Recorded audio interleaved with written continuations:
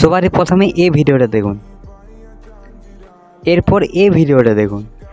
তো এরকম cartoon video আপনিও আপনার মোবাইলে বানাতে পারবেন। তো এরকম ভিডিও কিভাবে বানাবেন, সবারই প্রথমে প্লে স্টোরটি ওপেন করবেন। এরপর আপনি ভেটা অ্যাপটি ইনস্টল করে নেবেন। ইনস্টল হয়ে গেলে ওপেন করে নেবেন।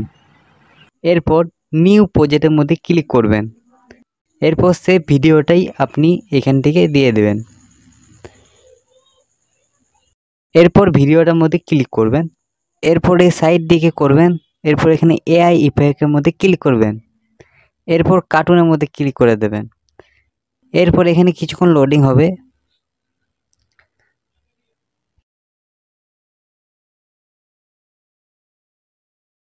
এরপর এক্সপোর্টে ক্লিক করে দেবেন। তো এরকম ভিডিও দেখবার জন্য চ্যানেলটিকে অবশ্যই সাবস্ক্রাইব করে রাখবেন। আপনার সঙ্গে দেখা হচ্ছে অন্য ভিডিওয়।